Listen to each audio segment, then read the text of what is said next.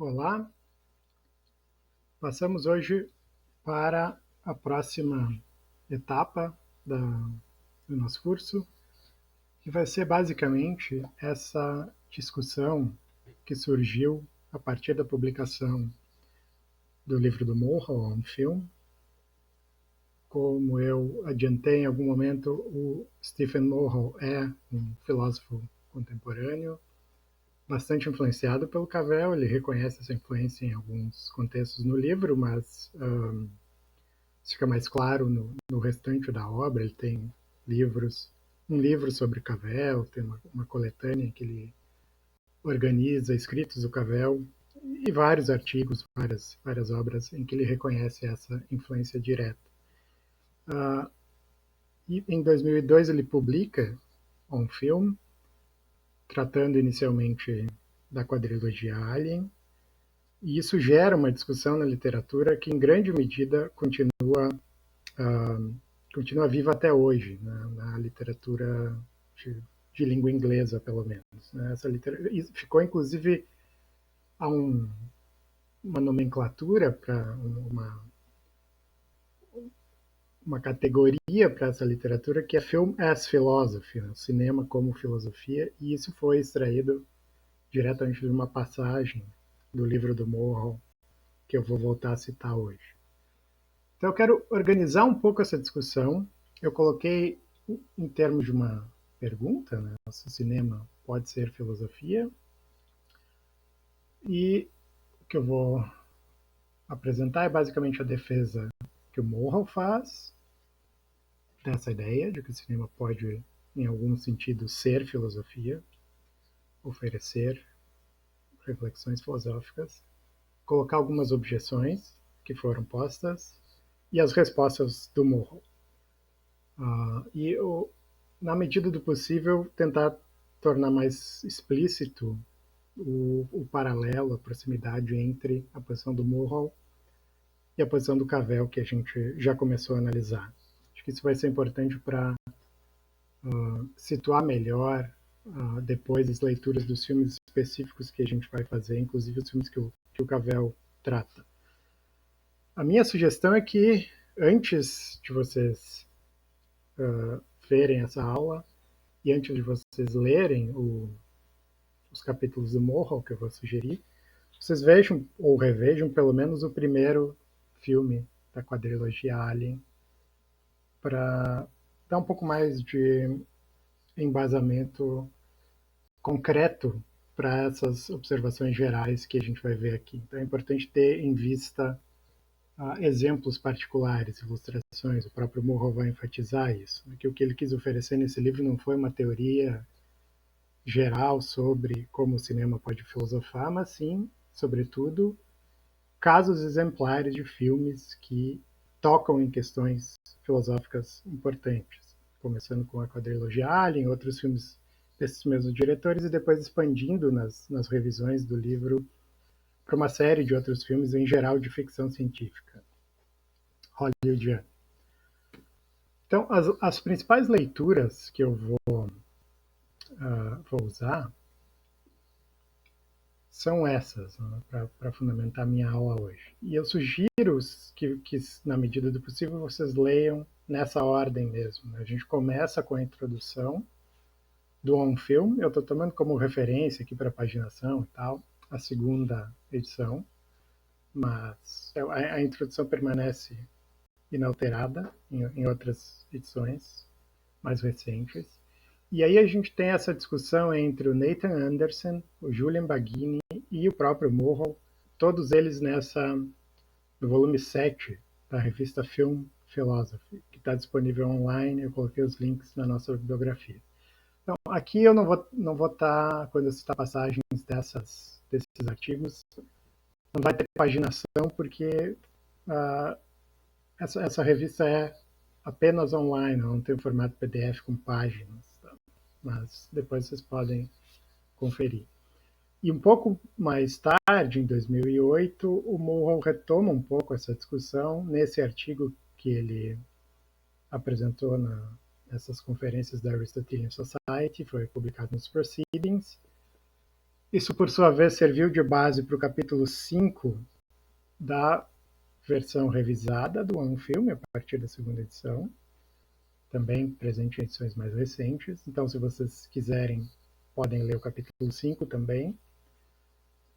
E eu também vou usar, logo no início agora, uma classificação que o Artenberg faz nesse livro Thinking on Screen, Film as Philosophy, especialmente no capítulo 2, de objeções que foram feitas à ideia, essa ideia do Film as Philosophy, do cinema como filosofia.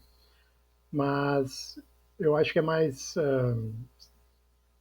tendo em vista a ordem de prioridade, eu deixaria por último essa leitura, uma leitura que organiza um pouco a discussão. Mas isso é um livro muito bom do Wartenberg que eu recomendaria de qualquer maneira.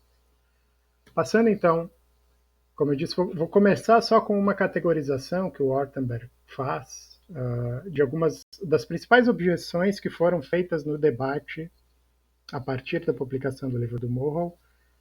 Ele também oferece algumas respostas para essas objeções, mas o meu objetivo aqui é tornar mais claro quais são os principais problemas. Eu acho que são objeções que vão surgir naturalmente. Vários de vocês certamente vão ter pensado em objeções nessas linhas. E o objetivo é mais ter essas objeções em mente para, a partir delas, também tentar entender melhor a posição do Morrow, o que poderiam ser as respostas do Morrow para essas objeções, algumas delas explícitas, outras mais implícitas. Então, a primeira eu estou aqui parafraseando, né, a partir do livro do Wartenberg, a objeção de explicitude. E a ideia é que, ao contrário de textos filosóficos tradicionais, um filme não possui a intenção de formular e defender certas alegações ou teses. Mas isso é essencial para a filosofia. Ter alguma tese explicitamente sendo defendida é essencial para a filosofia. Na melhor das hipóteses, um filme teria, a não ser que seja um filme, por exemplo, em que eu tenho filósofos conversando, mas como vocês vão ver, esse não é o tipo de filme que interessa aos autores que nós estamos analisando. Não são filmes em que aparecem basicamente conversas filosóficas, como seria o caso, digamos, de algum filme do Woody Allen, vários filmes do Woody Allen, alguns filmes como Waking Life, enfim, tem vários exemplos, alguns filmes do Godard também, em que filósofos discutem teses filosóficas explicitamente. Mas, nesse caso, a gente poderia excluir, a princípio, pelo menos, esses filmes de consideração, porque se há filosofia nesses filmes, a filosofia é a mesma que existe num texto, certo? São pessoas discutindo, então é um diálogo, é algo que poderia estar num texto. A questão é se o cinema pode oferecer alguma contribuição mais própria para essa discussão. E a primeira objeção, então, é que não porque filmes não têm essa pretensão. Na melhor das hipóteses, pode estar implícito na forma como o personagem age, nas decisões que toma, enfim, nas crenças que tem. Mas filmes não defendem ou criticam ou, enfim, refutam alegações explicitamente, e isso é essencial para a filosofia. Portanto, um filme não pode fazer filosofia. Esse é o resumo. Então, notem, cada uma dessas objeções vai estar fundamentada em uma certa concepção do que é fazer filosofia.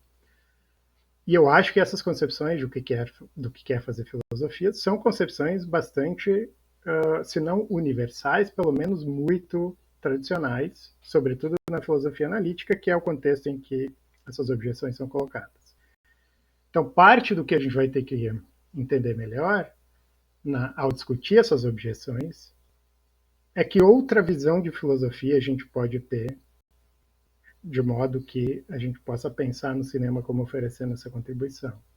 Então, por enquanto, qual é a concepção aqui? Filosofia oferece defesas explícitas de certas teses. Defesas, críticas, enfim, mas há uma avaliação crítica de argumentos e teses. Filmes não possuem isso.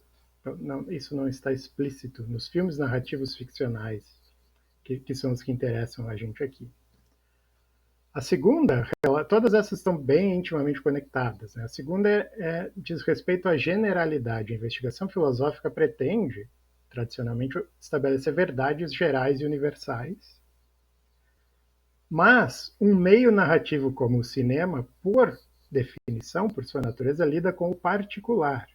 Eu vou ter indivíduos, decisões num contexto específico, e nesse sentido, por mais que o filme possa apresentar algum tipo de concepção filosófica, por exemplo, ele pode ilustrar uma certa concepção da ação moral, mas isso não vai ser apresentado de forma universalizável. Alguém pode pensar no filme, um filósofo pode ler o filme depois e universalizar, mas o filme está tratando de indivíduos e decisões específicas. Mesmo que seja um coletivo, ainda assim vai ser um coletivo situado em algum lugar específico, em algum tempo específico.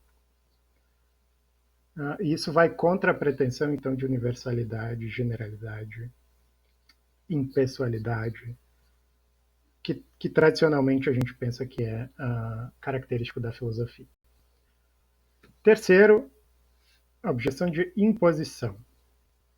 Embora filmes possam ser úteis para ilustrar, aprofundar, etc., uma discussão filosófica, não são os próprios filmes que fazem filosofia, mas sim filósofos e filósofas que usam filmes em suas análises e argumentos. Porque a ideia da imposição, a ideia é que quando um filósofo lê um filme e diz, esse filme tem um argumento filosófico, tem uma posição filosófica, é, na verdade, o filósofo ou a filósofa que estão impondo essa leitura ao filme. Mas a posição, ela mesma, não está no filme. Então, como eu disse, essas objeções são todas interligadas. Em geral, elas vêm em bloco, né? A concepção de que o cinema não pode fazer filosofia depende de uma concepção tradicional como essa da filosofia, que é perfeitamente defensável à primeira vista, né? Que a filosofia lida com alegações de forma explícita, que busca verdades gerais e universais, e que isso precisa ser feito no meio tradicional de um texto, de um diálogo, enfim, mas no meio verbal. E que se isso é feito, se isso não aparece explicitamente num filme, então alguém que perceba essas contribuições filosóficas num filme estaria projetando, a gente poderia dizer, né? Projetando isso na leitura do filme. Então, essa é a última objeção. Então, guardem essas objeções e vamos ver se e em que medida a posição do Morrow e do Cavell podem oferecer respostas a essas objeções. E, como eu já adiantei, essas respostas dependem essencialmente de uma concepção alternativa da natureza da filosofia. Que, de novo, não por acaso, tanto no caso do Morrow quanto do Cavell, vai ser uma concepção de filosofia muito influenciada por uma certa leitura do Wittgenstein e também com alguma influência do Heidegger, que vai aparecer de forma mais explícita na discussão do Morrow com os seus críticos, né? Uma concepção que ele coloca ali da natureza da filosofia. Para quem conhece Heidegger, fica claro que tem uma inspiração heideggeriana. E o Morrow também tem um dos interesses filosóficos dele é a filosofia do Heidegger. Ele tem o Routledge Guidebook ao Ser e Tempo, e tem outras publicações em que ele trata de Heidegger também. Então, passando para o Morrow, eu vou começar retomando algumas coisas que eu apresentei numa das primeiras aulas, algumas passagens, talvez eu vou repetir. A primeira delas é sobre a quadrilogia Ali. Então, eu quero já usar isso como uma espécie de exemplo, de exemplar, um caso representativo para a gente começar, ao invés de falar abstratamente sobre como filmes fazem filosofia, ter um caso concreto à nossa frente. Isso vai ajudar. Então, aqui que seria importante vocês terem visto o filme, pelo menos o primeiro, e terem lido o primeiro capítulo do Morrow, em que ele oferece uma leitura desse filme. Eu só vou aqui recordar alguns elementos dessa leitura. Um ponto interessante aqui, fundamental da leitura, é que, de novo, para quem conhece Wittgenstein, acho que eu poderia colocar isso nos seguintes termos.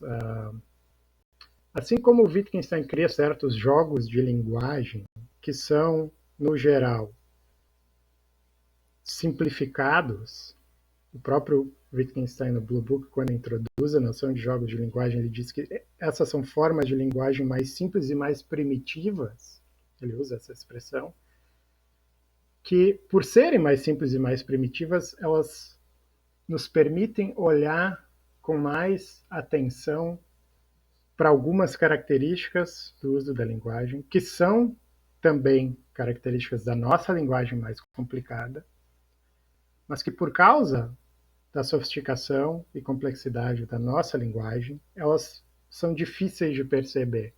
Elas se conectam com vários outros aspectos e são difíceis de se atentar claramente. Então, olhando para um caso mais simples, isso fica mais claro. Essa é uma das maneiras de pensar nos jogos de linguagem do Wittgenstein.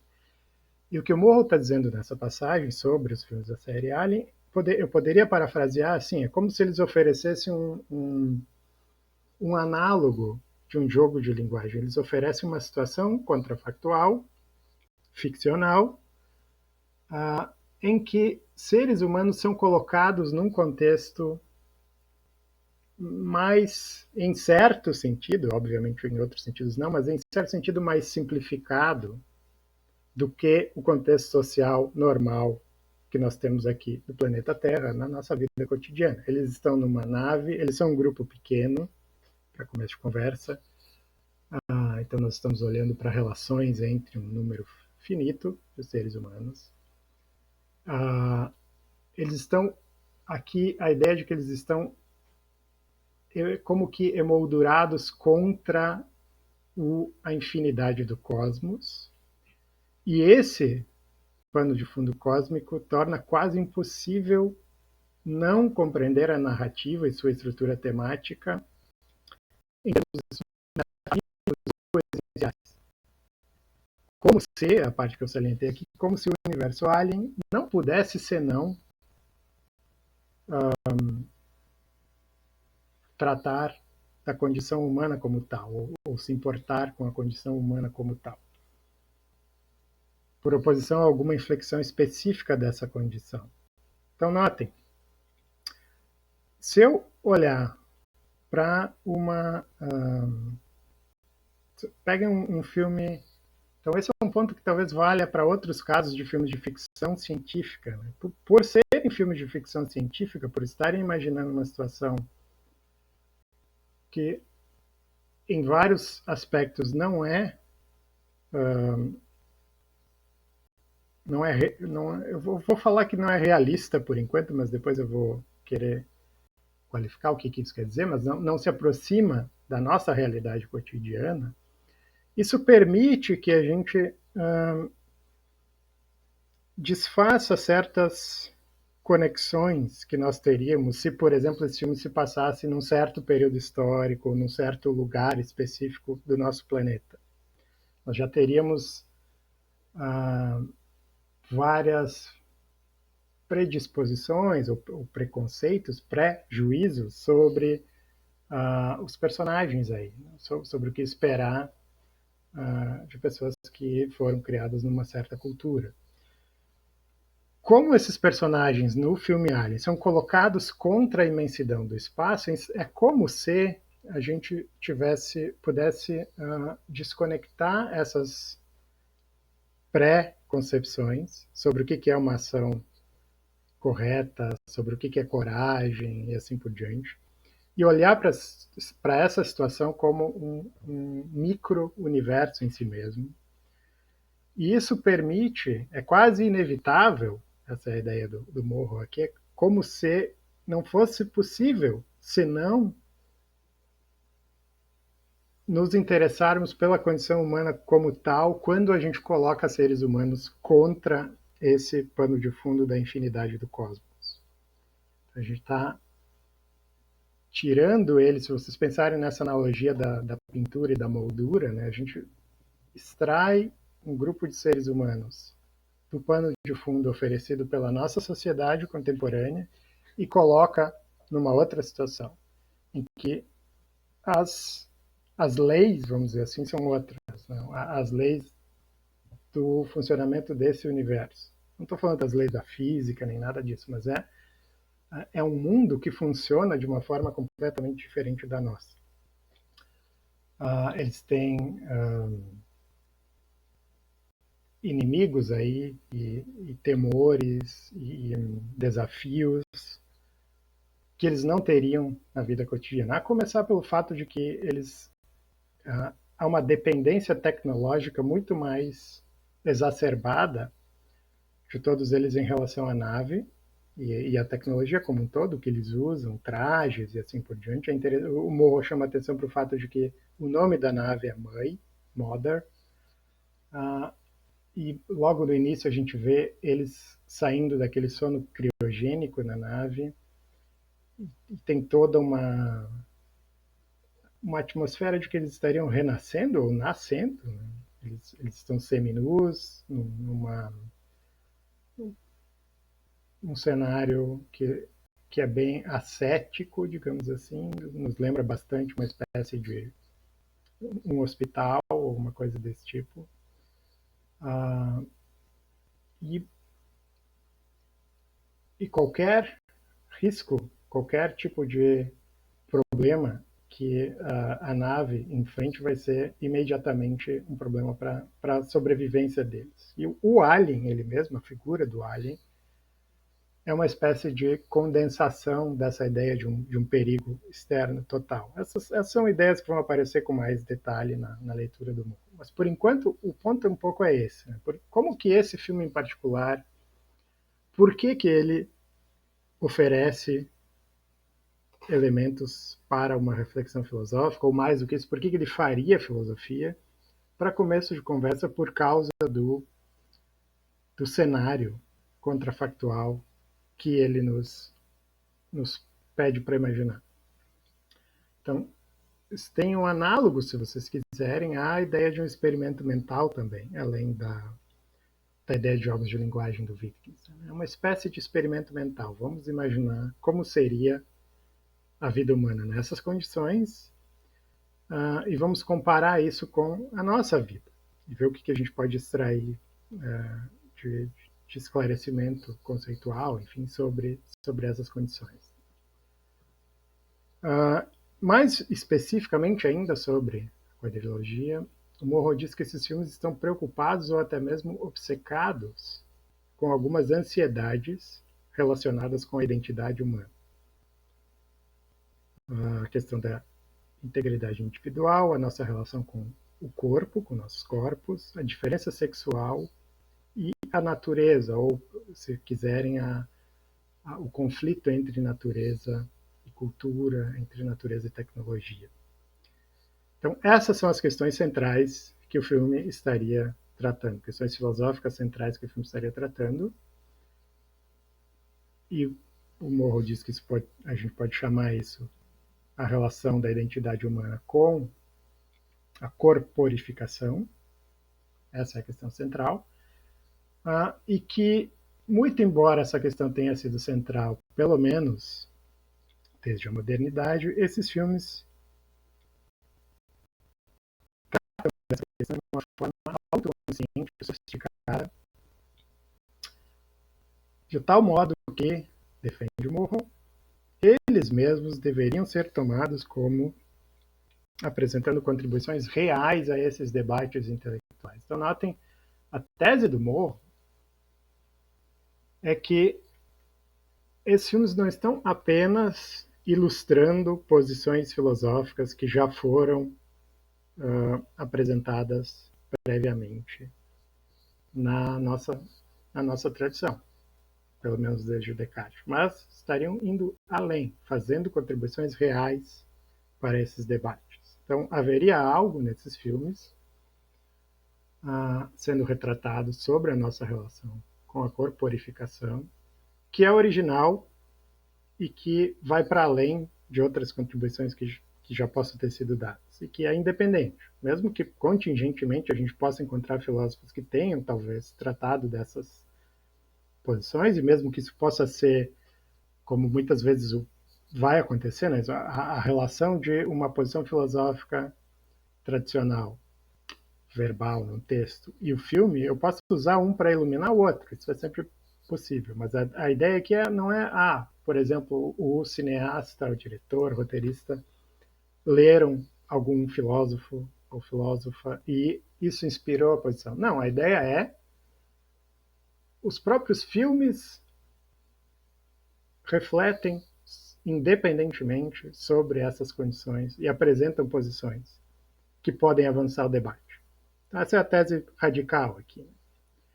E isso, então, voltando à formulação clássica, isso é o que, na sequência, ele apresenta como a ideia do film as philosophizing. É aqui que aparece pela primeira vez essa expressão, que depois, como eu disse, virou uma espécie de etiqueta geral para essa discussão.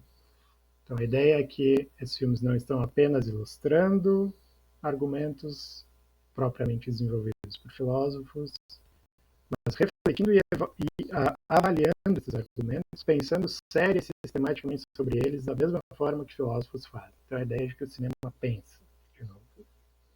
Os filmes não são apenas a matéria-prima da filosofia, nem uma fonte de ornamentação, eles são exercícios filosóficos, filosofia em ação, cinema como filosofia.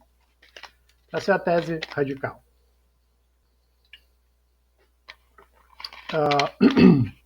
Eu vou tentar esclarecer um pouco mais como que o Murrow vai defender essa tese nas suas leituras depois.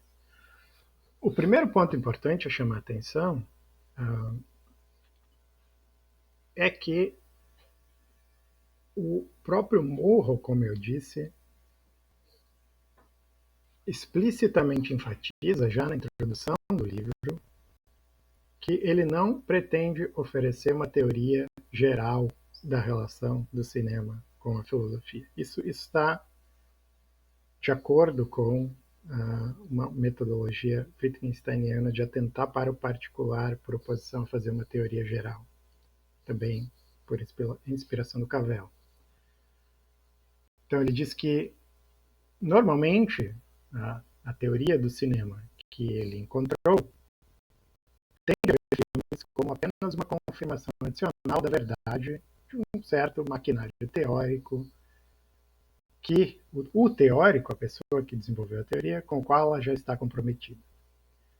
O cinema ele mesmo, ou um filme ele mesmo, não tem nada a dizer, não tem voz na história da sua própria recepção e compreensão. Uma das razões pelas quais esse livro, então, um filme, aborda essas questões através de leituras detalhadas de filmes específicos é precisamente colocar em questão essa tendência. Então, colocar em questão a tendência de partir de uma pré-concepção teórica e procurar suporte nos filmes. O que é colocar isso em questão? É sugerir que os filmes, eles mesmos, podem colocar em questão a nossa crença em teorias gerais. Eles podem tanto colocar em questão quanto confirmar essa crença ou essa fé. Mas o ponto é, eles podem, de novo, oferecer uma contribuição genuína para o debate. Eles não estão aí apenas como ornamentação, como uma ilustração de uma teoria. E isso é só uma outra forma de dizer que filmes eles mesmos podem filosofar. Mas então, por enquanto, o que eu quero chamar a atenção é essa ideia de que essa aversão a uma teoria geral e essa tentativa de ir para além do uso de filmes como mera ilustração de uma posição filosófica. Tudo isso vale, eu diria sem tirar nem pôr, para a concepção do Cavell também. Quando a gente for ler as leituras dele, né, interpretar as leituras dele dos filmes que interessaram a ele, vamos ver que a sugestão dele é essa mesmo, que esses filmes, embora muitas vezes eles, no caso específico das leituras do Cavell, ele vai dizer que eles às vezes apresentam concepções próximas, por exemplo, a do Thoreau ou do Emerson, isso não seria por acaso, dado o contexto do pensamento norte-americano, eles às vezes vão além, ou deixam mais claro, ou tornam mais convincente, ou colocam em questão, inclusive, algumas ideias apresentadas por esses filósofos. Então, Morro vai defender algo parecido em relação aos filmes da série A. E ele propõe, portanto, uma certa inversão. Isso aqui está no... Isso aqui é a sequência, esqueci de dizer. Isso não está na introdução do livro. Isso está na resposta que ele deu depois às objeções que foram feitas. Mas ele propõe uma inversão que é basicamente, não vou ler a passagem toda, mas ao invés de deixar que a experiência de um filme particular nos ensine o que é X, um conceito filosófico como ética, arte, imaginação, etc., ao invés de fazer isso, em geral, os intérpretes partem de uma concepção do que é X e vão para o filme para buscar um suporte ou algum tipo de confirmação. Então, comparem isso com aquela passagem do Cavell que eu já analisei numa aula passada, que é como se o cinema estivesse destinado a reorientar tudo o que a filosofia disse sobre certas questões, sobre ceticismo e transcendência, arte e representação. Então, para o Cavell, o cinema pode reorientar a nossa concepção desses fenômenos, desses conceitos, dessas questões. E o Murrow aqui está dizendo algo. A ideia é que os filmes poderiam nos ensinar, inclusive, e eu salientei essa parte, o que pode ser filosofar, que eu posso aprender o que é filosofia com filmes, permitindo que nossas preconcepções sobre a natureza da filosofia, ao invés de permitir que as nossas preconcepções da natureza da filosofia determinem a nossa experiência de um filme particular. Então, o desafio para alguém que defende essa tese de que o cinema pode ser filosofia é esse, basicamente, é deixar que a nossa experiência do filme, da obra específica, nos ensine algo sobre várias questões filosóficas, e inclusive sobre o que pode ser filosofia. Essa é a tese radical aqui. Isso gera uma certa ansiedade, aqui eu voltei para a introdução, que também aparece em alguns textos do Cavell que a gente vai ler mais adiante. O Cavell também apresenta basicamente essa espécie de objeção comum que, bom, estamos tratando de, por exemplo, o Morro aqui, de uma franquia hollywoodiana lucrativa, de um gênero comercial popular, terror, ficção científica, e, portanto, ao dizer que desse tipo de filme, eu coloco, um pouco nesse, o espírito é um pouco esse, ok, talvez filmes clássicos do cinema europeu, filmes do Bergman, do Fellini, Antonioni,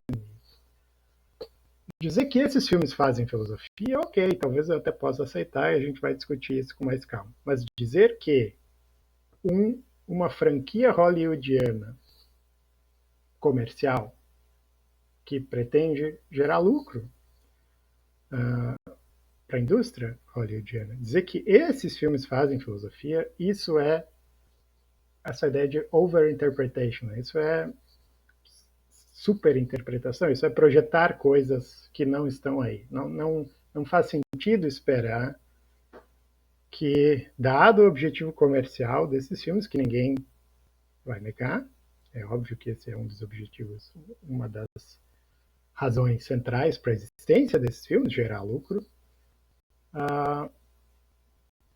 lê-los como fazendo contribuições filosóficas é projetar alguma coisa que não estava aí.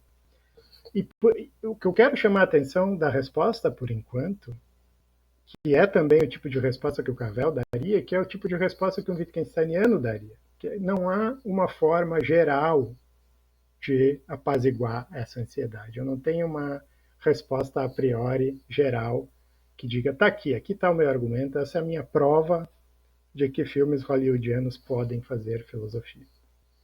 A prova está nas leituras específicas de filmes específicos. Então, o Cavell diz algo muito parecido com isso.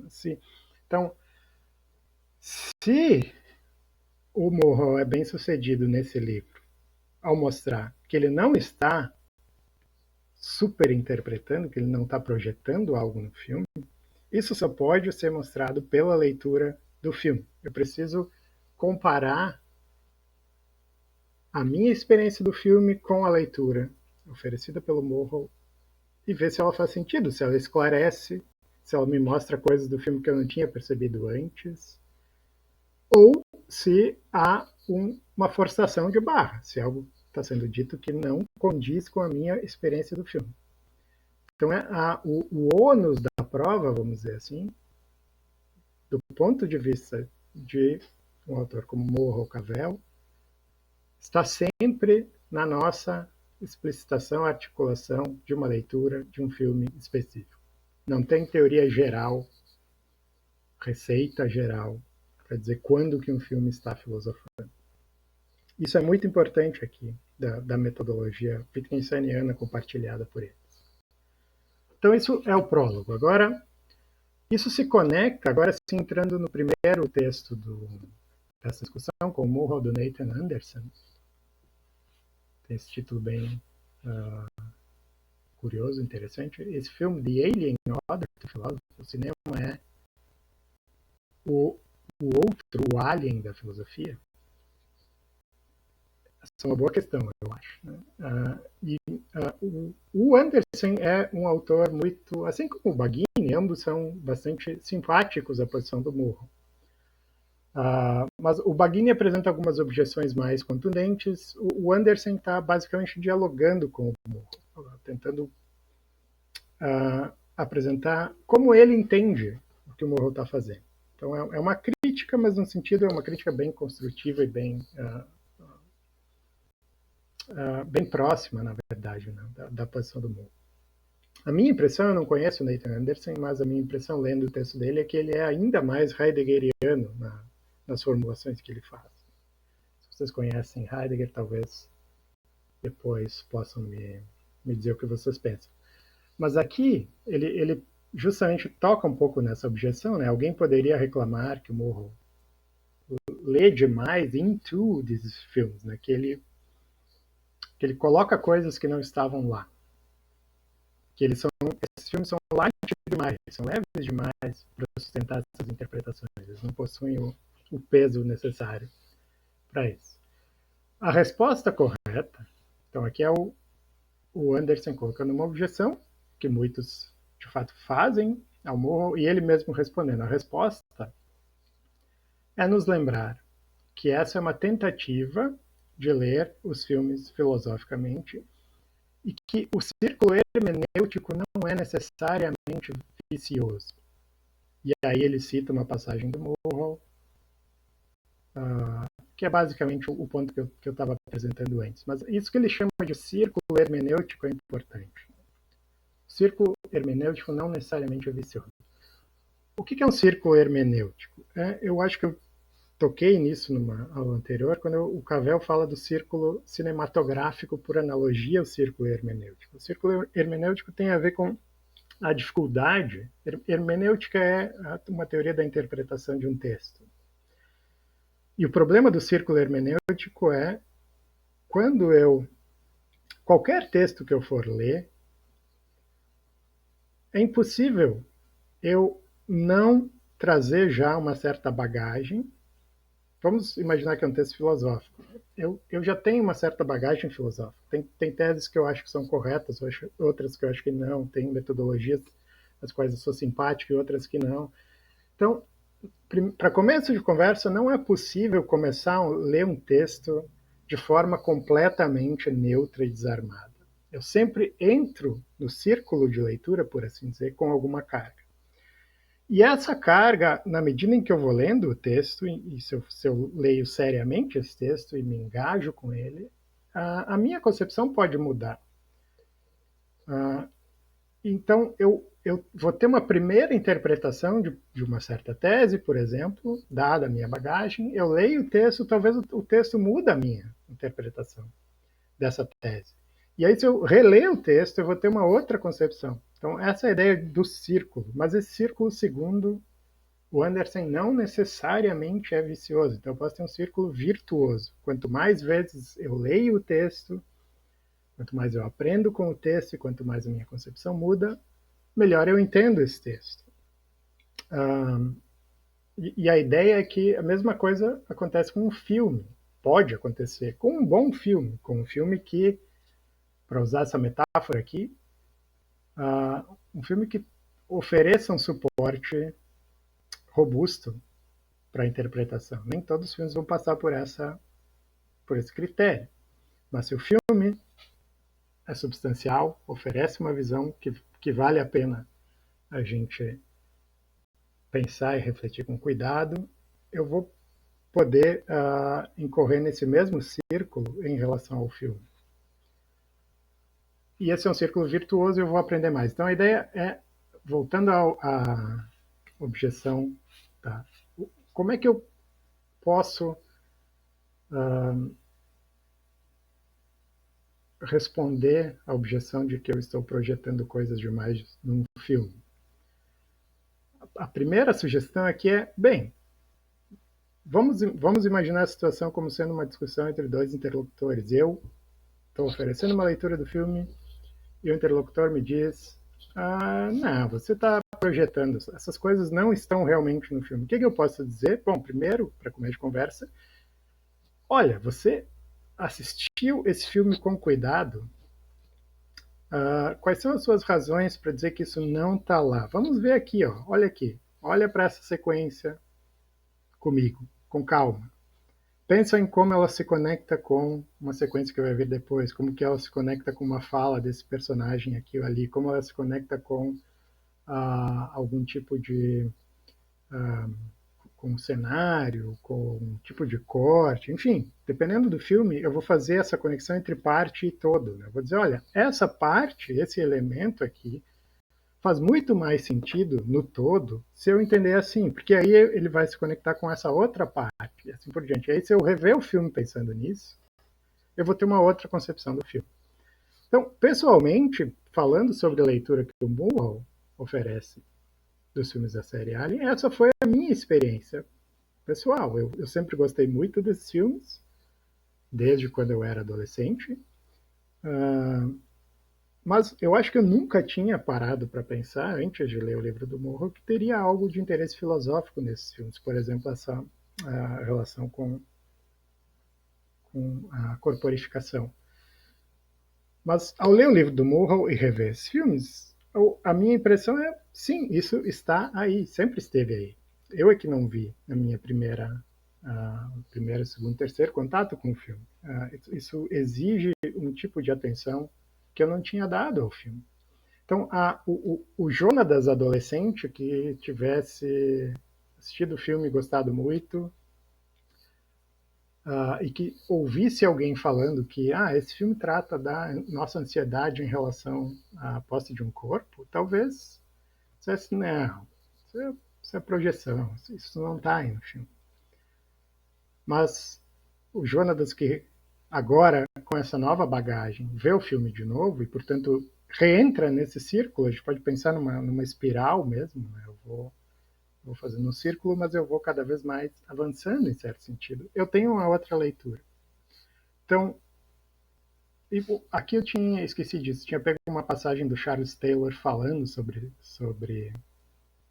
o círculo hermenêutico mesmo, né? Que ele está falando sobre como isso é a diferença entre as ciências do homem, as ciências humanas, assim, a função da interpretação nas ciências humanas e como isso distingue a metodologia das ciências humanas das ciências naturais. E como o círculo hermenêutico é uma das características que distingue. A gente, nas ciências humanas, está sempre tratando de making sense, né? de fazer sentido, de significado. Nós queremos entender, compreender certas atitudes, certos textos, certas obras de arte, seja lá o que for. Em certo sentido, então, em todas as ciências humanas tomam um certo fenômeno como um texto que precisa ser interpretado. Nós queremos entender o significado disso. Esse é um uso expandido de texto que é bastante comum em algumas ciências humanas.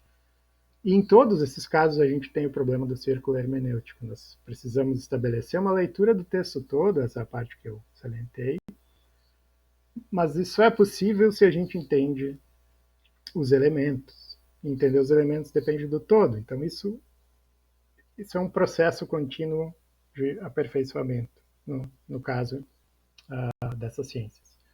Algo análogo, então, vale para a interpretação de um filme, para a interpretação filosófica de um filme. E isso também explica por que é sempre possível extrair mais de um filme.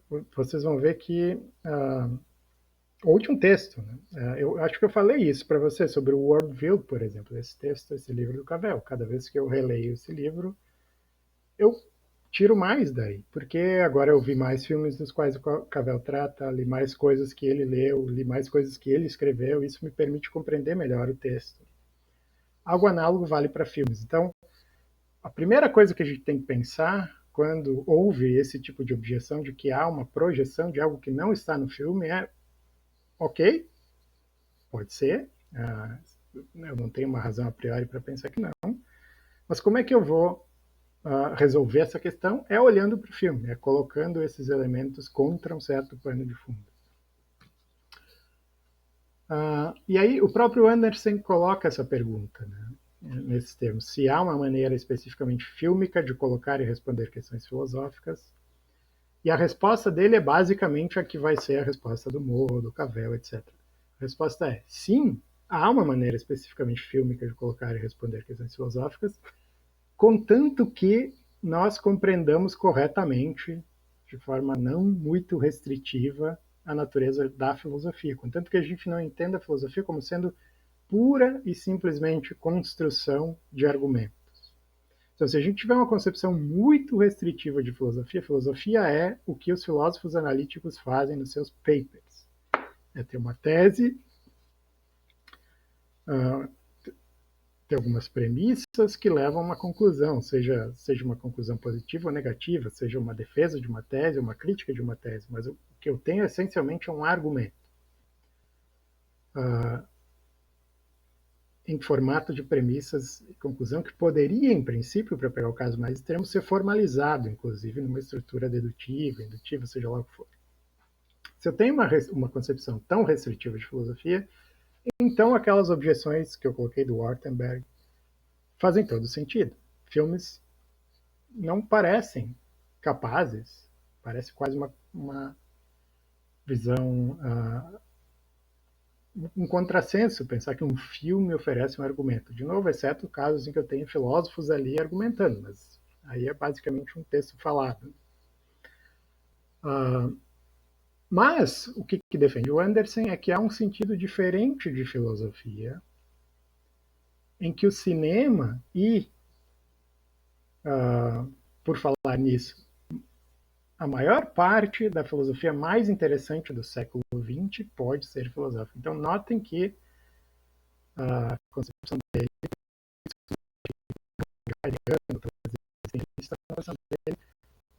muito do mais interessante que foi feito na filosofia no século XX não é meramente filosofia como argumento.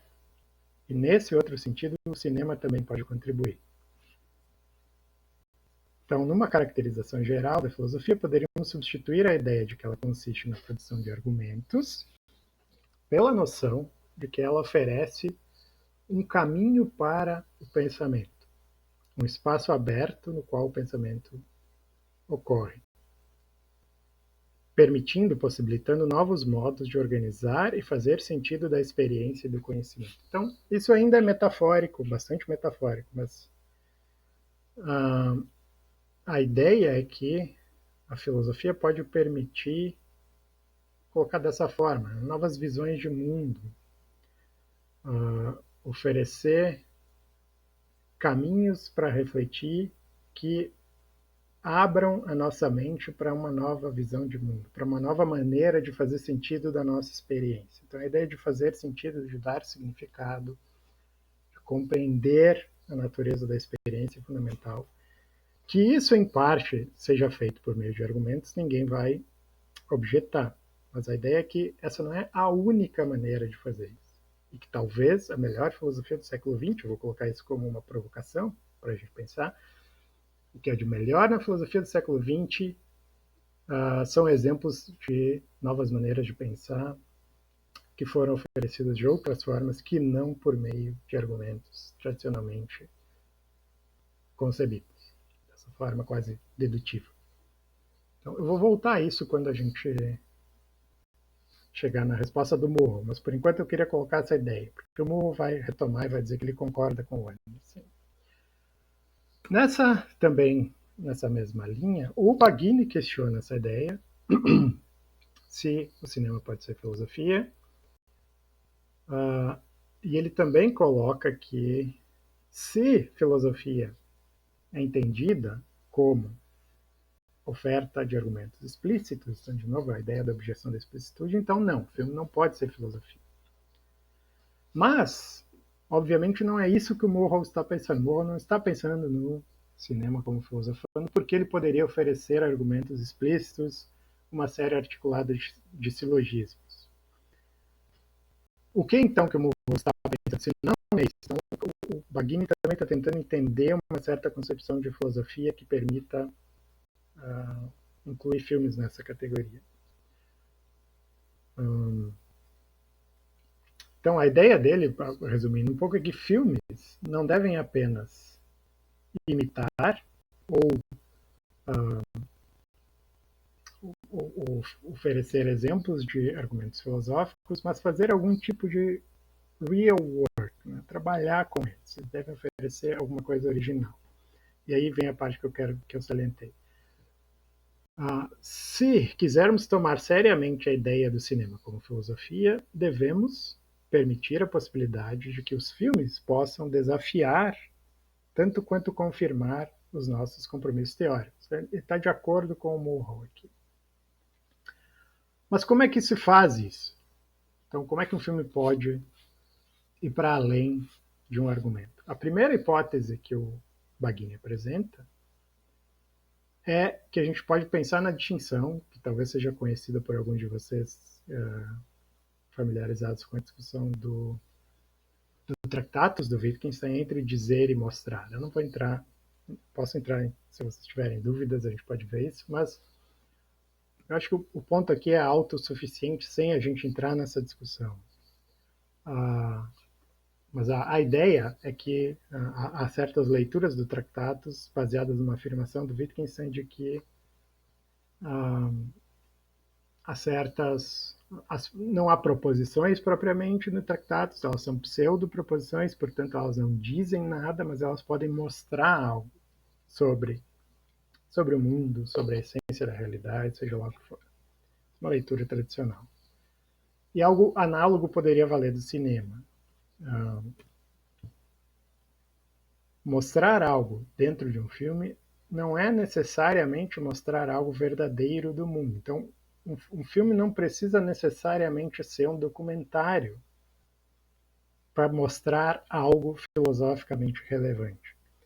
E, de fato, às vezes, é necessariamente não mostrar algo real do mundo. Então, o ponto aqui é que, às vezes, um filme mostra algo importante, filosoficamente importante, sobre o nosso mundo, justamente ao não mostrar algo verdadeiro do mundo, real. Então, justamente ao, por exemplo, ser ficcional, ao ser ficção científica, por exemplo. Justamente por imaginar uma situação que não é, agora eu vou voltar a essa discussão sobre ser realista, o que isso quer dizer, mas que não é simplesmente uma reprodução de algo que acontece no mundo real, um filme pode nos mostrar mais claramente algo real, verdadeiro, sobre a nossa condição. Então, isso pode parecer antitético ao projeto da filosofia, que certamente, em algum sentido, é revelar a natureza da realidade, a estrutura da lógica, a essência do ser e assim por diante. E se isso é verdade, então como representações ficcionais podem inspirar a mostrar a natureza da realidade de uma forma filosoficamente rigorosa? Então, essa é uma pergunta central também. Né? Como é que uma representação, isso vale não só para o cinema, mas como é que uma representação ficcional pode me mostrar algo sobre a realidade? Porque se não for, se uma representação ficcional não me diz nada sobre a realidade, aí parece que eu tenho uma boa razão para dizer, bom, a forciori isso não faz, então isso não é uma posição filosófica, porque no mínimo nós esperamos que a filosofia seja, eu acho que, não sei se algum de vocês rejeitaria essa ideia geral, seja uma forma de nos mostrar algo sobre a essência da realidade, algo verdadeiro sobre o mundo. Se nós esperamos isso da filosofia, então como é que uma narrativa ficcional seria capaz de fornecer isso? E na resposta que o próprio Baghini dá a essa pergunta, ele usa essa distinção que eu acho bastante esclarecedora, que ele toma do Bernard Williams nesse livro Truth and Truthfulness, entre truth and truthfulness, que seria entre, vamos chamar aqui de veracidade e verdade. Os termos não são tão importantes, mas marcar essa diferença é importante. Tanto na literatura quanto na filosofia, diz o Baghini, nós estamos, a nossa tarefa é descrever e representar, e em ambos os casos há uma aspiração à veracidade. E veracidade, obviamente, não é o tipo de verdade concebida em teorias tradicionais da correspondência. Então, o que é tradicionalmente a definição de verdade? Verdade é uma correspondência de uma representação com o mundo. Então, você tem uma frase, ela é verdadeira se, em algum sentido, dependendo da nossa teoria da verdade, ela corresponde ao mundo real. Por definição, uma narrativa ficcional não é verdadeira, não tem verdades aí. Nesse sentido, bastante restritivo. Elas não, ou pelo menos não necessariamente. Posso, por contingência, ter narrativas que são, em parte, baseadas em fatos reais. Mas vamos tomar o caso mais interessante para nós, um caso em que eu tenho realmente uma narrativa puramente ficcional, que não há correspondência com a realidade. Em que sentido tal narrativa poderia contribuir com a busca filosófica pela verdade? A sugestão é que bom, talvez não verdade entendida dessa forma, mas um cineasta, um novelista, um romancista, não precisa, eu diria, né, não tenta e não precisa tentar ser veraz, obtendo esse tipo de correspondência literal. Mesmo se mantivermos que a verdade é uma questão de correspondência, então, para fim de argumento aqui, tem outras concepções de verdade também, mas mesmo que para fim de argumento a gente assuma essa posição, veracidade ainda pode ser vista como distinta da verdade. E aí o Bernard Williams, por exemplo, define ou vê a veracidade como um tipo de virtude intelectual, e aqui ele cita Williams, né? uma certa prontidão contra sermos enganados, uma vontade, um desejo de ver através das aparências até a estrutura real e os motivos reais que estão por trás deles. Então, isso, veracidade é uma virtude intelectual, é uma característica de agentes racionais que buscam. Por isso que veracidade, em português, eu não sei se apanha bem essa ideia. Como eu disse, o termo não é tão importante, mas se vocês pensarem que é uma virtude intelectual de alguém estar sempre atento à possibilidade de estar sendo enganado, estar sempre querendo olhar através da ilusão para entender o que está por trás disso. Essa é uma é uma descrição do tipo de atitude que alguém tem em relação ao mundo. E certamente, me parece, valeria para os grandes exemplos de arte, sejam quais forem, literatura, cinema, pintura, escultura, que os grandes artistas, mesmo quando produzem narrativas ficcionais, como um caso específico da literatura e do cinema, pretendem fazer isso, nos mostrar algo para além das aparências. E isso pode ser feito num cenário ficcional. Eu posso entender, seja lá como for, eu teria que ver um exemplo em particular, mas pode ser, por exemplo, colocando um personagem que inicialmente está iludido por alguma razão e que aprende ao longo do arco narrativo a compreender, interpretar diferentemente o seu mundo. Isso mostra algo sobre a estrutura do conhecimento, por exemplo. Então, a ideia é que, se a gente pensar no objetivo central, ou vamos colocar assim, um dos objetivos centrais da arte é a veracidade, entendida como essa virtude intelectual, então podemos pensar que a filosofia compartilha desse objetivo. A filosofia também pretende nos dizer algo veraz, algo que não necessariamente é simplesmente uma tese verdadeira que corresponde a um fato no mundo, mas é uma forma de me permitir ver o mundo de uma certa forma. E por isso eu conecto isso com a ideia do Anderson, né? Nos oferecer novas maneiras de olhar para o mundo, de dar sentido para o mundo e para a nossa experiência.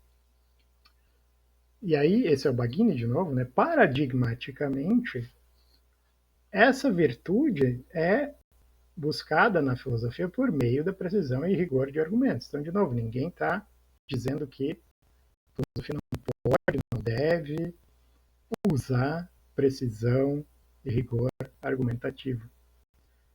Isso é uma das formas, talvez a forma mais paradigmática da filosofia, buscar essa atenção ao real, essa veracidade.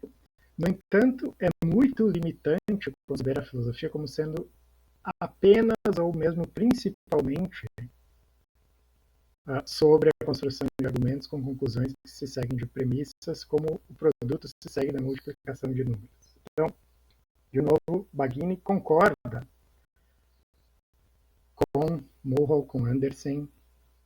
Então, nesse sentido, eles são críticas aqui, mas são críticas a partir de uma certa concepção compartilhada de que a filosofia é mais do que apenas o oferecimento de argumentos de forma silogística. Então, um critério para a veracidade que o próprio Baggini oferece é uma sintonia com a nossa experiência. Eu estou tentando resumir isso e nos revelar algo sobre o mundo. Eu tenho que, para além de simplesmente perceber algo que eu já sabia, uma boa obra de arte, um bom filme, um bom romance, me mostra algo talvez pela primeira vez, ou pela primeira vez com clareza. Ele me revela algo que está em sintonia com a minha experiência, muito embora eu talvez não tivesse me dado conta disso antes. Eu talvez só consiga articular isso de forma clara para mim mesmo depois que eu tive contato com essa obra. Então esse é um critério de veracidade. E aí, aplicando esse critério, o Baggini diz que um cineasta, por exemplo, pode perceber o mundo de uma certa forma e oferecer uma representação simbólica desse mundo que nós vamos julgar se é ou não bem-sucedida comparando com a nossa própria experiência, não comparando simplesmente com a ideia de que isso corresponde ao real no sentido da verdade como correspondência, mas essa visão de mundo que o cineasta apresenta condiz com a maneira como eu entendo o mundo, condiz com a minha experiência do mundo e me mostra algo que talvez eu não tivesse percebido antes. Então, essa ideia de que o filme, assim como o cinema, assim como a filosofia, pode representar a realidade de uma forma veraz, de tal modo que nos faz compreendê-la melhor ou mais acuradamente do que antes. E os filmes podem fazer isso através de modos não literais, de representação, tais como metáforas, enquanto a filosofia usualmente atinge esse objetivo por meios mais literais de descrição. Mas lembrem de novo o Anderson dizendo que, na opinião dele, o melhor que foi feito na filosofia do século XX não é não é obtido por esses meios literais de descrição. Talvez seja obtido por metáforas, ou seja lá quais forem os outros modos não literais de representação. Então, nesse sentido, a filosofia, diz o Baggini, a filosofia diz enquanto o filme mostra. A sua forma de mostrar sendo distinta de outras formas mais literais, tais como uma demonstração, entendida como uma demonstração matemática, geométrica ou filosófica, um argumento. Então, o cinema pode mostrar aquilo que a filosofia talvez só possa dizer. Essa é um pouco a sugestão. Bom, aí a resposta do Morro, eu estou chegando no final aqui.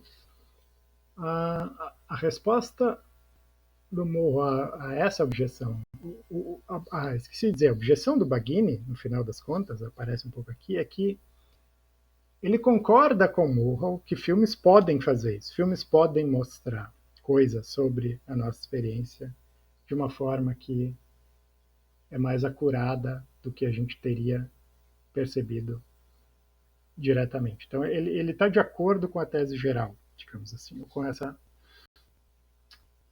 suposição de que alguns filmes são capazes de mostrar, e nesse sentido de filosofar.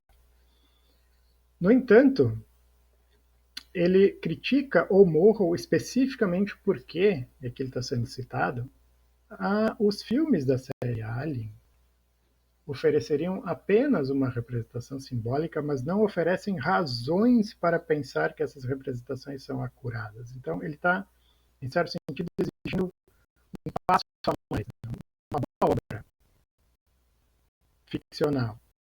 Vamos pegar o cinema, um bom filme ficcional que me mostra algo sobre a realidade de forma acurada, ele deveria não apenas me apresentar um conjunto de representações simbólicas, mas deveria me oferecer razões para pensar que essas representações são acuradas. A sugestão é, ok, razões nem sempre são dadas, ou não necessariamente vão ser dadas por meio de argumento. Ele não está dizendo que um filme deveria apresentar explicitamente um argumento. Isso está dado, está posto desde o início que, para esses autores aqui, essa seria uma concepção reducionista da natureza da filosofia.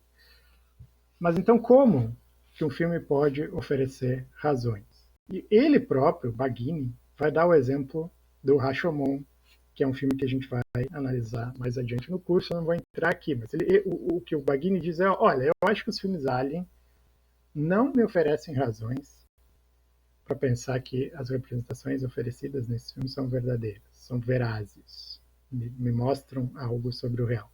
Mas tem outros filmes que fazem isso, como, por exemplo, o Rashomon. Então, isso vai ficar, por enquanto, entre parênteses. Eu vou voltar à leitura do Baggini quando eu falar do Rashomon.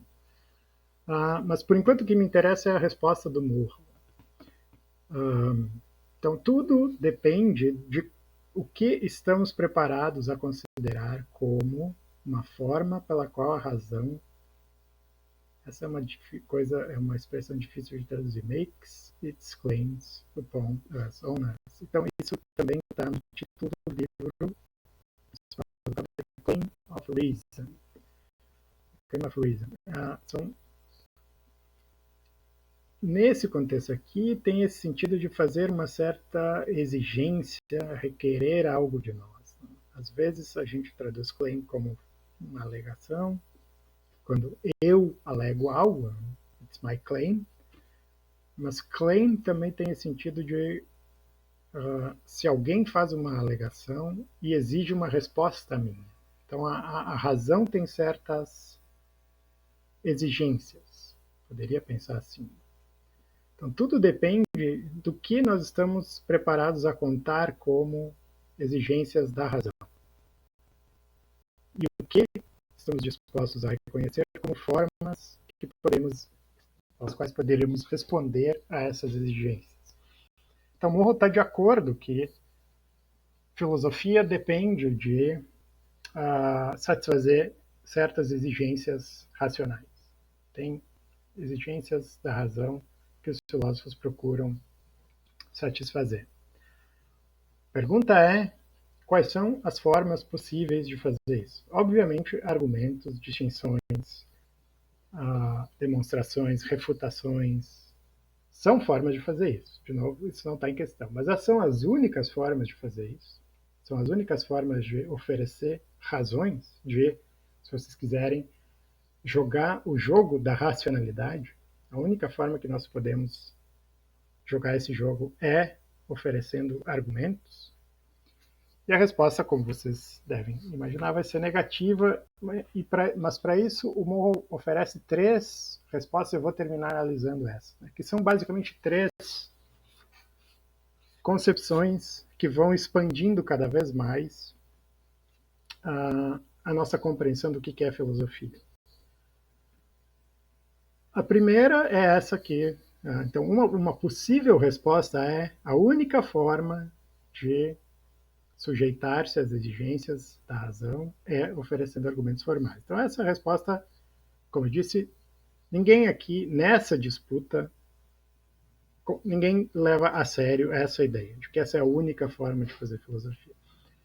Talvez valha salientar que também, não por acaso, Baggini também é um filósofo influenciado por Wittgenstein, e eu acho que tem um pano de fundo compartilhado por todos eles aqui. Caso vocês nunca tenham lido um texto do Wittgenstein, eu desafio vocês a buscarem argumentos nos textos. Os intérpretes normalmente encontram um monte de argumentos lá. Mas se vocês olharem de forma neutra e assim, sem nenhum pressuposto numa ou noutra direção, peguem qualquer texto do Wittgenstein. Peguem os tratatos, as investigações, os textos que ele escreveu nos diários, enfim. Procurem algo aí que tenha a forma de um argumento. Vocês vão, às vezes, encontrar argumentos, alegações, etc., colocadas na voz de um interlocutor e que vão ser avaliadas em alguma medida. A questão é justamente avaliadas como? Por meio de algo que poderia ser reconstruído na forma de um argumento. Se eu reconstruir o texto do Wittgenstein na forma de argumentos, eu não perco nada. E aí os intérpretes vão divergir nessa pergunta, na resposta a essa pergunta. Mas certamente Cavell e o Morrow diriam: sim, eu perderia algo. A forma da escrita do Wittgenstein é fundamental para entender a filosofia dele. Não é por acaso, não é porque ele não sabia escrever de forma argumentativa, ou simplesmente por uma razão estilística, simplesmente estilística. É mais do que isso, tem a ver com a metodologia filosófica que ele adota. E são parentes. Então, tá, a primeira resposta seria: a filosofia é a única forma de satisfazer as exigências da razão é oferecendo argumentos. Então, o que seria uma concepção mais ampla? Coloquei nesses termos aqui, seria: primeiro, R1 aqui, oferecer argumentos, como eu disse, ninguém precisa negar que a filosofia faz isso, mas, além disso, suportar opiniões ou representações simbólicas, visões do mundo. E aí, essa é a posição do Baggini. A filosofia pode oferecer suporte a certas visões de mundo, vamos chamar assim, de formas não literais e não argumentativas, como, por exemplo, por meio de metáforas. Eu posso colocar... E aí, peguem, sei lá, o exemplo clássico da caverna do Platão, ou do mito da caverna do Platão. O que é a função de um mito? É justamente essa, é nos mostrar uma moral filosófica, moral no sentido da moral da história, né? Mas não necessariamente por meio de um argumento explícito, e sim apelando um pouco à nossa imaginação e a formas não literais de expressão. Então, segundo Baghini, se filosofia é entendida assim, então a arte, literatura em particular e cinema, também podem contribuir com esse tipo de resposta às exigências da razão. Mas o Murrow oferece uma terceira e muito complicada resposta que eu queria pelo menos tocar aqui, a gente vai poder voltar em algum momento. Que, além dessas duas coisas, a filosofia também nos permite uma crítica reflexiva, o making sense, né? O fazer sentido, dar sentido a algo, que vai para além de oferecer uma representação apenas, mas compreender como que essa representação me permite dar sentido à minha experiência. E aqui ele basicamente repete o Anderson, né? Fornecer caminhos para o pensamento, que ele chama de questionar. Isso parece um uso heideggeriano aqui, mas eu não vou entrar nesse detalhe. Mas então a filosofia, o meu ponto agora é, vamos tentar entender melhor o que é essa concepção, terceira concepção mais ampla de filosofia, e talvez depois voltar rapidamente aos filmes aliens.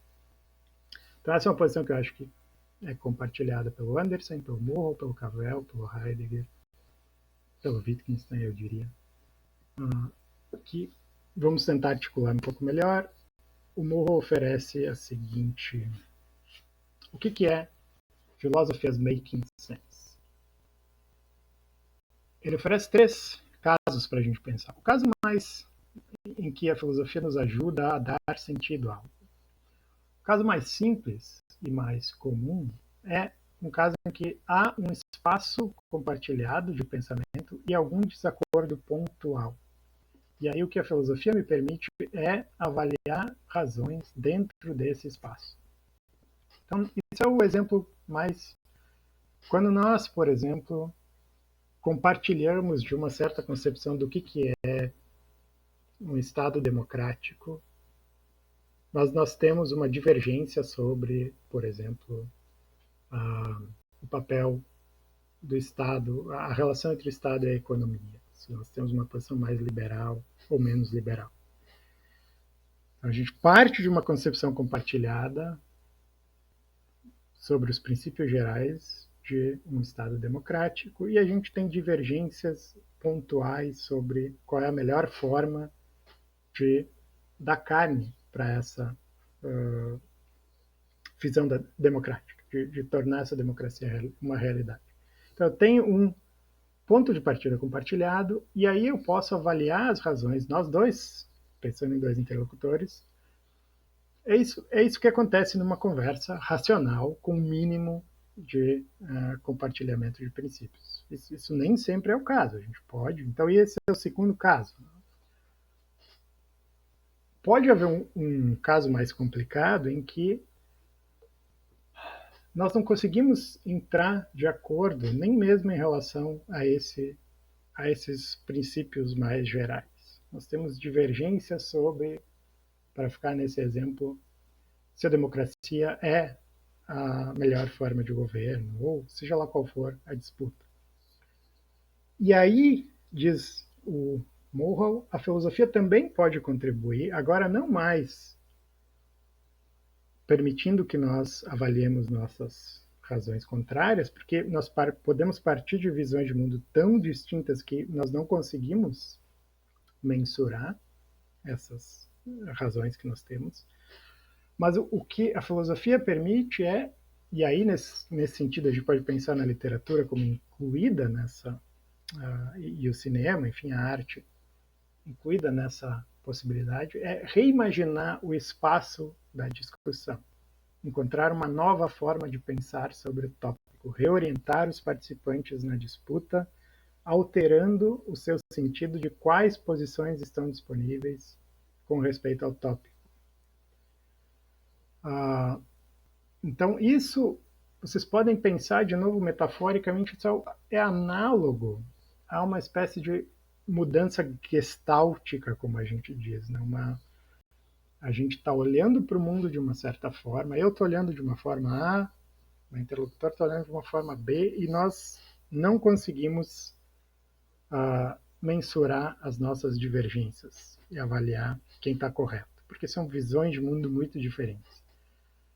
Metaforicamente, o que eu poderia fazer, o que um filósofo poderia fazer, o que um artista poderia fazer é: aqui está uma outra maneira de olhar para o mundo que permite opiniões diferentes sobre esse assunto. Um novo caminho para o pensamento, como coloca o Morro em algum momento. Aqui, talvez pegando o filme um pouco, né, o Alien, a gente poderia pensar, sei lá, imagine uma discussão filosófica sobre a relação entre mente e corpo, em que eu tenho, de um lado, quais são as posições mais tradicionais? Dualismo, behaviorismo, fisicalismo, talvez essas três. Então, há uma disputa sobre como a mente se relaciona com o corpo. O fisicalista diz, na verdade, mente é uma espécie de ilusão ou epifenômeno, o que a gente tem é matéria, e a mente é só uma configuração complexa da matéria.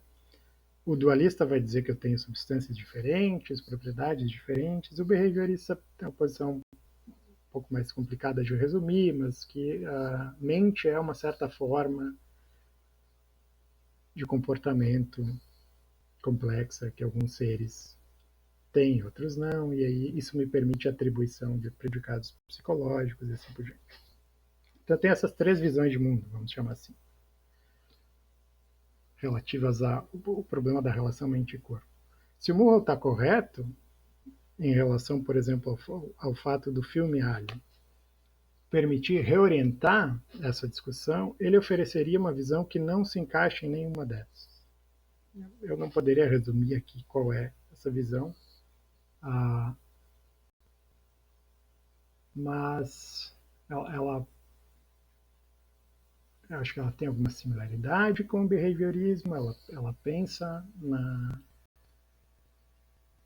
nos conceitos psicológicos como tendo critérios comportamentais, mas sem reduzir a mente ao comportamento.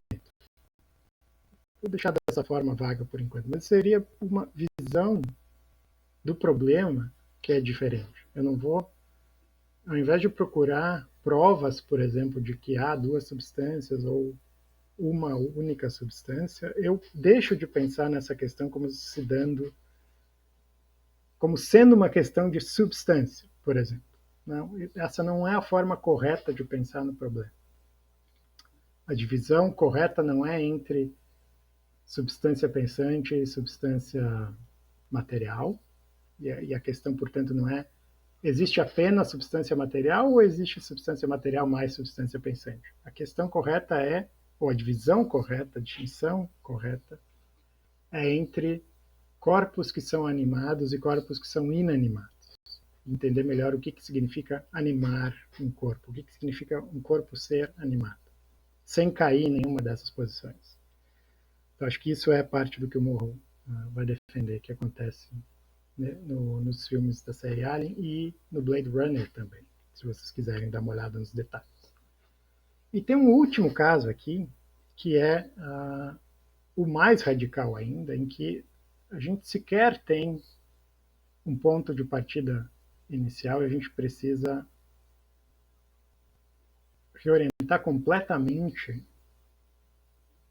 a nossa discussão, encontrando uma forma de reconhecer tópicos e opiniões como sendo próprias desse espaço. Então, eu sequer tenho, no caso dessa pergunta sobre relação entre mente e corpo, as próprias perguntas que alguém considera relevantes vão ser consideradas absurdas por outra pessoa. Eu sequer tenho condições de colocar uma pergunta compartilhada.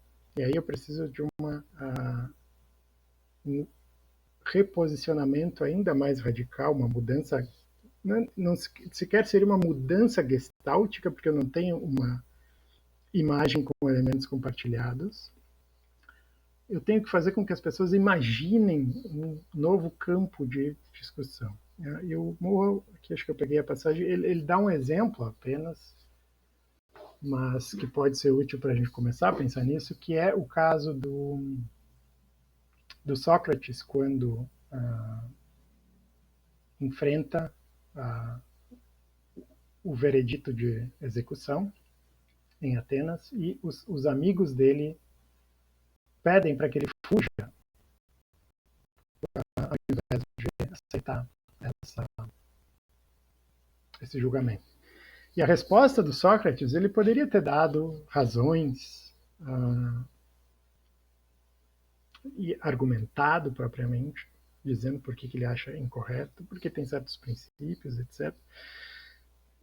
Mas, ao invés disso, o que ele faz é apresentar uma metáfora, justamente, ou uma analogia, no caso aqui, que fugir de Atenas e desse julgamento seria análogo a desobedecer os pais dele.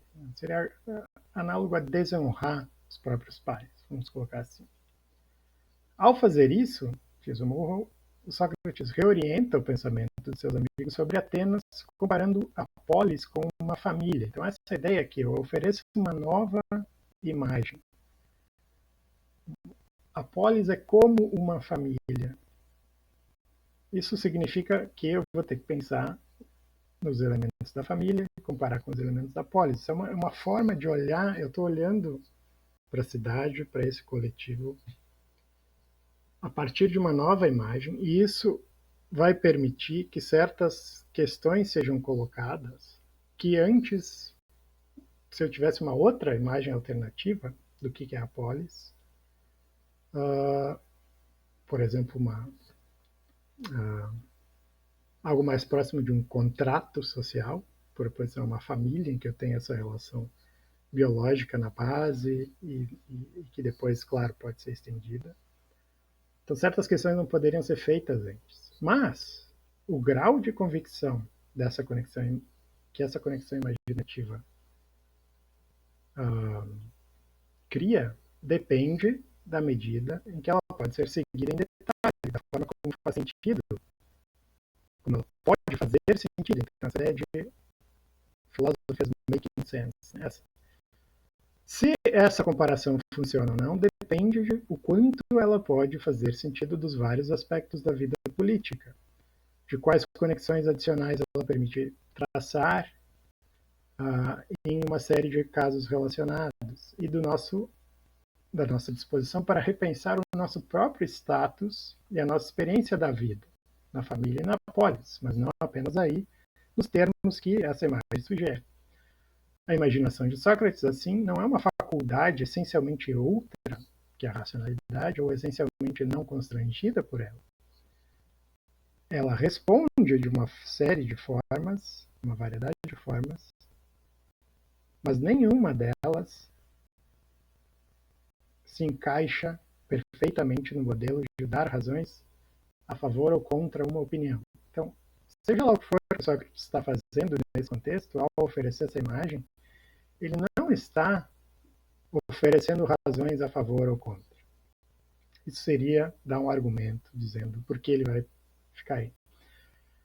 Se a imagem que ele oferece permite extrair, no final das contas, uma razão contra a opinião de que ele deveria fugir de Atenas, isso é possível, mas não é o efeito imediato da imagem. Não é? Ela tem uma outra função, que depende essencialmente do uso da imaginação, por parte do Sócrates e por parte dos interlocutores. Então, a sugestão do Moore aqui é que racionalidade, satisfazer as exigências da razão, pode incluir um aspecto da nossa faculdade imaginativa, que a razão não é separada da imaginação, que a razão humana não é separada da imaginação, que nós somos seres, para tomar um ponto que aqui não está explícito, mas somos seres corpóreos, corporificados, e a nossa forma de pensar é determinada pela nossa corporeidade, é determinada, por exemplo, pelo fato de que nós somos mamíferos, que nós temos pais, que nós temos mães, que nós temos irmãos. E isso está na base de todas as concepções mais rarefeitas e abstratas que possamos ter da nossa relação com a sociedade. E que, portanto, ao apelar para esse fato, relacionado com a nossa finitude, em última instância, isso não é fazer algo aquém ou além da razão. Não é fazer algo irracional. É fazer algo racional, dado que a racionalidade humana é essa racionalidade finita que depende essencialmente da forma como nós nos relacionamos com nossos corpos, por exemplo, com a nossa história biológica, com a nossa forma de vida, para usar essa expressão do Wittgenstein. Então, esse é um ponto que a gente pode explorar mais. Sempre que a gente entra nessas discussões muito gerais sobre a natureza da filosofia, é difícil avançar claramente, porque isso depende, essencialmente, me parece, de olhar para exemplos concretos de aplicações dessa concepção. Mas a conclusão a qual eu queria chegar por enquanto é que quando Morrow responde a essas críticas, ele acaba dizendo que o que ele gostaria que a sua leitura de filmes específicos fizesse é ser compreendida como respondendo às exigências da razão, exatamente das formas que ele acaba de escrever. Então, o ponto dele não é dizer os filmes da série Alien não precisam responder às exigências da razão para fazer filosofia. O ponto dele é, não, ok, eu concordo que a filosofia depende ou está intimamente relacionada com a busca pela satisfação das exigências da razão. Mas a minha concepção de razão, de racionalidade, é mais ampla do que uma concepção puramente abstrata, dedutiva, do que é oferecer razões. Ela inclui, por exemplo, a função da imaginação, a função da corporificação e assim por diante. E, nessa medida, filmes e outros tipos de obras de arte que sejam capazes de articular esses aspectos da nossa condição de forma mais clara e direta, também podem oferecer uma contribuição genuína para a filosofia. Eles também podem, analogamente à historinha contada pelo Sócrates aos seus amigos em Atenas, analogamente ao mito da caverna do Platão, e a vários outros tipos de imagens que foram oferecidas ao longo da filosofia, cujo papel talvez não se reduza à função de, nesse sentido mais reducionista, dar razões a favor e contra uma opinião. Analogamente a esses casos, alguns filmes, grandes filmes,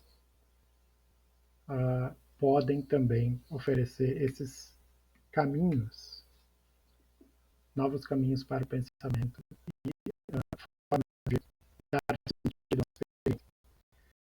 Então, isso tudo fica como uma sugestão inicial para vocês entenderem, e acho que o importante seria fazermos isso, né? Vermos alguns desses filmes que o Morrow trata no livro e entender como exatamente ele pensa que esses filmes oferecem esse caminho para o pensamento. O que eles nos permitem compreender acerca da nossa condição de uma forma que talvez não tivéssemos compreendido tão claramente antes. Acho que essa é uma boa forma de pensar, de colocar um desafio com um critério para que um filme seja filosófico no sentido do humor, que um filme ofereça esse tipo de descrição. Então fica o convite para vocês lerem, relerem os capítulos do livro e verem os filmes que o Murrow aborda e pensar em que medida essa concepção se aplica, né? É exemplificada por essas leituras. Termino aqui por hoje. Obrigado e até a próxima.